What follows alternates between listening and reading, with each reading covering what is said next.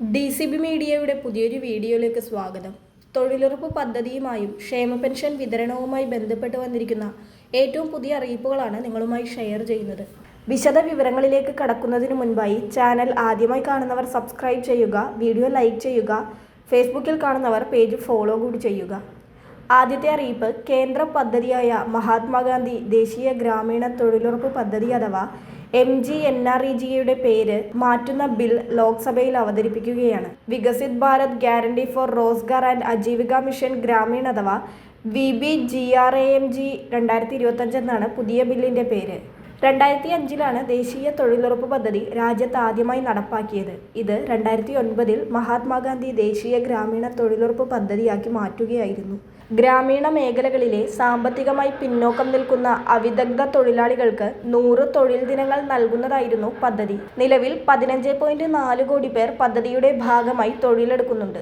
ഇതിൽ 1/3 സ്ത്രീകളാണ്. പുതിയ VBGRAMG പദ്ധതിയുടെ ചിലവിന്റെ 60% കേന്ദ്രവും 40% സംസ്ഥാനങ്ങളും വഹിക്കേണ്ടി വരുമെന്നാണ് അറിയുന്നത്.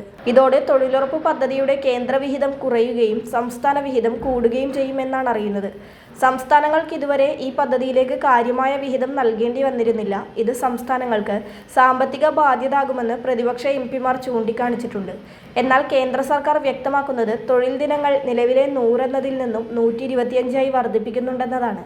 അതോടൊപ്പം 2047 വികസിത ഭാരതം എന്ന ലക്ഷ്യത്തിലേക്ക് കുതിക്കുമ്പോൾ അതിന്റെ ഭാഗമായി ഈ പദ്ധതിയെ മാറ്റുന്നതിനാണ് പുതിയ മാറ്റങ്ങൾ കൊണ്ടുവന്നതെന്നാണ്. പുതിയ മാറ്റത്തോടെ 25 തൊഴിൽ ദിനങ്ങൾ ഒരു വർഷത്തിലധികമായി തൊഴിലുറപ്പ് പദ്ധതിയിലുള്ളവർക്ക് ലഭിക്കുമെന്നതാണ് പ്രധാന ഗുണം. രണ്ടാമത്തെ അറിയിപ്പ്, സംസ്ഥാനത്തെ ക്ഷേമ പെൻഷൻ വിതരണവുമായി ബന്ധപ്പെട്ടതാണ്. സംസ്ഥാനത്തെ 62 ലക്ഷത്തോളം വരുന്ന സംസ്ഥാനത്തെ ക്ഷേമ പെൻഷൻ ഗുണഭോക്താക്കൾക്ക് ഡിസംബർ മാസത്തിലെ ക്ഷേമ പെൻഷൻ ഡിസംബർ 15 മുതൽ വിതരണം ആരംഭിക്കുമെന്ന് ധനമന്ത്രി KN ബാലഗോപാൽ ഇലക്ഷന് മുമ്പേ തന്നെ വ്യക്തമാക്കിയിരുന്നു. സാമൂഹ്യ സുരക്ഷാ ക്ഷേമനിധി പെൻഷൻ ഗുണഭോക്താക്കൾക്ക് വർദ്ധിപ്പിച്ച തുകയായ 2000 രൂപ വീതമാണ് ലഭിക്കുക. ഇതിനായി 1045 കോടി രൂപ മന്ത്രി നേരത്തെ തന്നെ അനുവദിച്ചിരുന്നു. ഇതിൽ 26 ലക്ഷത്തിലധികം പേരുടെയും ബാങ്ക് അക്കൗണ്ടുകളിലേക്ക് 2000 രൂപ വീതം ഇന്ന് വൈകിട്ട് അല്ലെങ്കിൽ നാളെയോ ആയി എത്തിച്ചേരുമെന്നാണ് ഏറ്റവും ഒടുവിൽ അറിയുവാൻ കഴിയുന്നത്. DBT സെല്ലുകാർ നാളെ തുക അക്കൗണ്ടിലെത്തുമെന്നാണ് നേരത്തെ വ്യക്തമാക്കിയത്. ഇന്ന് അക്കൗണ്ടിൽ തുക എത്തിയവർ അക്കാര്യമൊന്ന് കമന്റ് ചെയ്യുക. നാളെയും മറ്റന്നാളുമായിട്ടായിരിക്കും സഹകരണ ബാങ്ക് ജീവനക്കാർ വഴി വീടുകളിലേക്കുള്ള പെൻഷൻ വിതരണം സംസ്ഥാനത്ത് ആരംഭിക്കുക.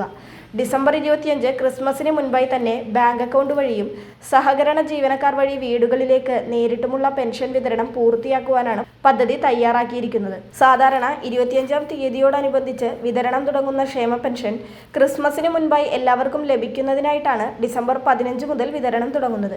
ക്ഷേമ പെൻഷൻ തുകയിൽ 200, 300, 500 എന്നിങ്ങനെയൊക്കെ കേന്ദ്രവിഹിതമുള്ളവർക്ക് ആ തുകയും സംസ്ഥാന സർക്കാർ മുൻകൂറായി അനുവദിച്ചിട്ടുണ്ട്. അതിനാൽ 8 ലക്ഷത്തിലധികം വരുന്ന അത്തരം ഗുണഭോക്താക്കൾക്ക് കേന്ദ്ര സർക്കാരിന്റെ PFMS സംവിധാനം വഴി പ്രത്യേകമായി 200 മുതൽ 500 വരെയുള്ള തുക ഏതാനും ദിവസങ്ങൾക്കുള്ളിൽ എത്തുന്നതാണ്.